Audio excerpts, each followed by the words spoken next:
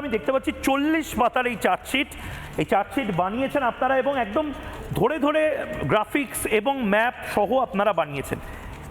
এটা যা বলছেন আপনারা, এটা সাধারণ মানুষের কাছে যদি পৌঁছায় তাহলে অনেক কিছু ঘুরে যেতে পারে, কিন্তু কি আছে এর মধ্যে যদি আরেকটু বিস্তারিত বলেন।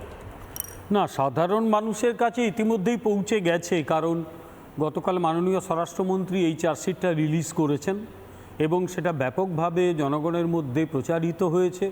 বিভিন্ন টেলিভিশন চ্যানেল, সোশ্যাল মিডিয়া তারা প্রচার করেছে। আজকে বিভিন্ন জেলায় জেলায়, মানে ভারতীয় জনতা পার্টি যাকে সাংগঠনিক জেলা বলে, আমি সরকারি জেলার কথা বলছি না, প্রতিটি লোকসভাকে একটা জেলা ধরা হয় রাজনৈতিকভাবে, সেখানে অধিকাংশ জায়গাতেই আজকে সাংবাদিক সম্মেলন করা হয়েছে এবং এটাকে ব্যাপকভাবে জনগণের মধ্যে ছড়িয়ে দেওয়া হয়েছে। সুতরাং এটা ইতিমধ্যেই জনগণের হাতে চলে গেছে এবং তৃণমূল কতটা আতঙ্কগ্রস্ত সেটা বোঝা যায় যে মাননীয় অমিত শাহর এই চার্জশিট পেশের পরেই তারা তড়িঘড়ি করে কী সব অদ্ভুত চার্জশিট না বুলশিট কি একটা বার করে দিয়েছে তৃণমূল কংগ্রেস। ফলে এই রকম আতঙ্ক ওদের গ্রাস করে ফেলেছে। এর আগে চার্জশিট আমরা পেশ করেছিলাম, এটা হচ্ছে প্রতিটি বিধানসভা ধরে ধরে যে বিধানসভাতে কি কি সমস্যা, যে সমস্যাগুলো পশ্চিমবঙ্গের এই শাসক তৃণমূল কংগ্রেস এতদিন সরকার চালিয়েও করতে পারেনি, সেগুলো আমরা দেখিয়েছিলাম। সেটাও তৃণমূলের মধ্যে আতঙ্ক তৈরি করেছিল এবং তারা নানাভাবে উত্তর দেওয়ার চেষ্টা করেছিল, উত্তরগুলো জমেনি। এবারে পুরো ভারতীয় জনতা পার্টি একটি দল হিসেবে জনগণের পক্ষ থেকে চার্জশিট পেশ করেছে। আমরা শুধুমাত্র বিজেপির চার্জশিট পেশ করেছে ব্যাপারটা এরকম নয়, এটা জনগণের চার্জশিট। জনগণই কিন্তু অভিযুক্ত করছে পশ্চিমবঙ্গের এই শাসক দলকে, যারা 15 বছর ধরে সরকার চালিয়েছে, যারা অনেক আশা জুগিয়ে 2011 সালে ক্ষমতায় এসেছিল এবং সেই আশাগুলোকে এরা ধ্বংস করেনি, এরা পশ্চিমবাংলাকে পেছোতে পেছোতে প্রায় গরুগাড়ির যুগে নিয়ে চলে গেছে। এইটাই একটা পশ্চিমবঙ্গের ইতিহাসে খুব দুর্ভাগ্যজনক ঘটনা। আমি একটা কথা বলি, জাস্ট কতগুলো কথা বলি।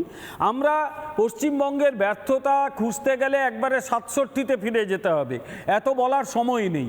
আমি শুধু এটুকু বলি, পশ্চিমবঙ্গকে ডেলিবারেটলি ধ্বংস করেছে প্রথমে বামপন্থীরা, তারপরে এই বামপন্থীদের কাছ থেকে ভাবনা চিন্তা নিয়ে গড়ে ওঠাই তৃণমূল কংগ্রেস, যারা বাম, নকশাল বা অন্যান্য দল থেকে নিয়ে তৈরি হয়েছে। এরা পশ্চিমবঙ্গকে যে ধ্বংস করেছে ডেলিবারেটলি, ইচ্ছে করে ধ্বংস করেছে, কারণ এরা চায় পশ্চিমবঙ্গের সমাজ পিছিয়ে থাকুক। পিছিয়ে থাকলে লোককে 1500-2000 টাকা দিয়ে ভোট কেনাটা সুবিধা হবে। আমাদের লক্ষ্য ওই 1500 টাকায় আমরা থেমে থাকি না কখনোই। আমরা চাই যে বেকারটি 1500 টাকা পাচ্ছে সে মাসে 30-40 হাজার টাকা বেতনের চাকরি করুক, তাতে অর্থনীতি বাড়বে, বেকারত্ব দূর হবে এবং পশ্চিমবঙ্গ অনেক সামনের দিকে যাবে। আর যারা চুরি করেছে, অপরাধ করেছে, জিষ্ণুদার কাছে ঠিক এই জায়গাতে যাবো, যেহেতু আমাদের একেবারে সময় খুব অল্প অল্প করে আমাদের এই অনুষ্ঠানটা করতে হচ্ছে। আমি জিষ্ণুদা আপনাকে বলছি, তৃণমূল কংগ্রেস যখন এই বাংলায় ক্ষমতা দখল করেছিল তখন মাইকে বাজানো হতো একটা গান, অনেক হয়েছে আর না, বদলা নয় আমরা বদল চাই। কি অদ্ভুত সমাপতন তৃণমূল কংগ্রেসেরই, যে এই মুহূর্তে ইশতেহার বা চার্জশিট বিজেপি লিখছে, তাতে বারবার ছত্রে ছত্রে পড়ে মনে হচ্ছে অনেক হয়েছে আর না, এবার বদলানো দরকার। বিষ্ণু বসু, কতগুলো বিষয় এরকম আছে যেগুলোতে আমাদের অস্তিত্বটাই বিপন্ন, যেমন অনুপ্রবেশ। এই যে এসআইআর নিয়ে এরা এত নাটক করছেন, কারণ তারা জানে যে তারা এই সময়ের মধ্যে কত বিরাট সংখ্যক অনুপ্রবেশকারীকে বাংলাতে এই ডেমোগ্রাফি চেঞ্জ করার জন্য এখানে এনেছে। এবং এর সঙ্গে ভারতবর্ষের যে নিরাপত্তা সেটা কিন্তু যুক্ত হয়ে আছে। খাগড়াগড়ের বিস্ফোরণের কথা আমরা ভুলে যাইনি। খাগড়াগড়ের ঘটনার পেছনে কিন্তু একজন অনুপ্রবেশকারী শাকিল আহমেদ। তাই আমাদের এখানকার বাংলা সারা ভারতবর্ষের জন্য একটা বিপদ সংকেত হয়ে যাচ্ছে, এটা একটা বড় বিষয়। দুর্নীতি, আচ্ছা এই যে শিক্ষিত বেকার যুবক যুবতীদের কান্না, তাদের কষ্ট, এটা কি ব্যর্থ যাবে? তাদের অভিশাপ লাগবে না? একটু আগে বিমলদা যে কথা বললেন যে এটা কোনো রাজনৈতিক দলের চার্জশিট নয়, সেই সব শিক্ষিত বেকার যুবক যুবতীদের চার্জশিট, যারা তাদের সারাটা জীবনকে নষ্ট করে দিয়েছে একটা সরকার শুধু টাকা লুট করার জন্যে। প্রশাসনিক ব্যর্থতা, দলদাস হতে হতে আজকে প্রশাসন সম্পূর্ণ ব্যর্থ। মেসির যে ঘটনা ঘটলো, বাংলার মুখে চুনকালি পড়ে গেল। তার কারণ এখানের প্রশাসন কেবলমাত্র একটি দলের নির্দেশ পালন করে। গণতন্ত্রের যে 3টে ভার্টিক্যাল, সেই এক্সিকিউটিভ যেটা, সেই অংশটা পশ্চিমবঙ্গে আদৌ নেই।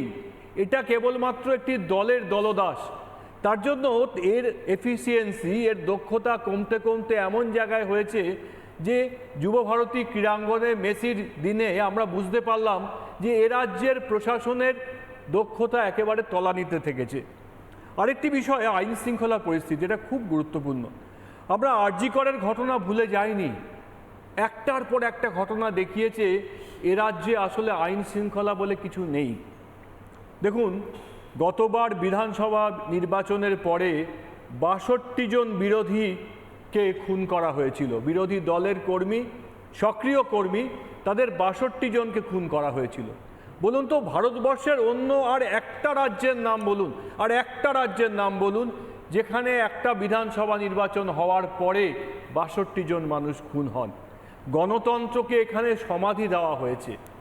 এই রাজ্যে গণতন্ত্র বলে কিছু নেই। যদি গণতন্ত্র থাকতো তাহলে ৬২ জন মানুষ একটা বিধানসভা নির্বাচনের পরে খুন হতেন না। এখানে স্বাস্থ্যর অবস্থা একেবারে তলানিতে ঠেকেছে। আপনারা নিজেদের পাড়ায় খবর নিয়ে দেখুন, তারা বিহারে যাচ্ছে, পাটনায় যাচ্ছেন, ভুবনেশ্বরে যাচ্ছেন, রাজ্যের কোনো স্বাস্থ্য ব্যবস্থার উপরে কারোর কোনো ভরসা নেই। এখানকার প্রত্যেকটি রোগী, তার যদি কিছু একটা বিশেষ অসুখ করে, এখান থেকে আর স্বাস্থ্যের উপরে কারোর ভরসা নেই। কারণ যে মেডিকেল সাপ্লাই এখানে আসছে, তার প্রত্যেকটা জায়গায় দেখা যাচ্ছে যে সেখানে সিন্ডিকেট এবং দুর্নীতি। এখানকার ভয়ঙ্করভাবে চোখ রাঙানো। শুধু কথা বলি শিক্ষার কথা। বিমলদা আছেন শিক্ষা জগতের মানুষ। শিক্ষার অবস্থা এই 15 বছরে কি তলানিতে নেমেছে, শুধু এই চার্জশিট দরকার নেই। যে কোনো শিক্ষা জগতের একজন বাস্তব বুদ্ধি সম্পন্ন মানুষকে জিজ্ঞাসা করুন, বুঝতে পারবেন যে তিনি নিজে চার্জশিট লিখেছেন। এবং ঠিক সেই জায়গা থেকে আমি প্রসেনজিৎদার কাছে যাব, একদম যে জায়গায় জিষ্ণুদা শেষ করলেন। শিক্ষার অবস্থা আমাদের বাংলায় কতগুলো স্কুল জাস্ট বন্ধ হয়েছে। আমাদের বাংলা থেকে একটা সময় সারা দেশে আমাদের বলা হতো এডুকেশন হাব। এখন আমরা অন্যান্য জায়গাতে যাচ্ছি শুধু আমাদের ছেলেমেয়েগুলোর শিক্ষার জন্য। কি বলবেন প্রসেনজিৎদা? একেবারে তাই। 49 বছর ধরে আমাদের এই দশা, আসলে বলতে গেলে 59 বছর ধরে আমাদের পশ্চিমবঙ্গের এই দশা, এই দুর্দশা, যে এই বামপন্থী আর বামপন্থী যারা, তারাই ক্ষমতায় রয়েছে। ফলে আমি যখন কলেজে যাই, আমি তখন সে প্রায় 40 বছর আগে, তখন আমি ঠিক করলাম যে কলকাতায় পড়ার কোনো মানে হয় না, তখন আমি চলে গেলাম দিল্লি। এখন যদি দেখেন, যেই বিদ্যালয়ের শেষ হয়, যেই স্কুল শেষ হয়, সকলে চলে যায় বাইরে, কিংবা যখন চাকরির বয়স হয় তখন তারা বাইরে চলে যায়। আর আমাদের মানে এই রাজ্যে বেকারই বেকার, সকলেই বেকার। তাদের এই 150 টাকা দিয়ে কোনোভাবে একটা দিনে 50 টাকা, 150 টাকাও নয়। আমি একবার প্রসেনজিৎদা, আমি আপনাকে একবার একটু থামাচ্ছি। এই মুহূর্তে আবার চেঞ্জেস হলো, ট্রান্সফার হলো। এই মুহূর্তে নির্বাচন কমিশন রাজ্য এবং কলকাতা পুলিশের একাধিক ইন্সপেক্টর, সাব ইন্সপেক্টর, অফিসারকে ট্রান্সফার করলো। 142 জনকে বদলি করল নির্বাচন কমিশন। সিআইডি এবং এসটিএফেও বদলি করা হলো। রাজ্য পুলিশের একাধিক ইন্সপেক্টর এবং সাব ইন্সপেক্টরকে বদলি করা হলো। আমি ছোট ছোট করে প্রতিক্রিয়া নিতে চাই 30 সেকেন্ডসের।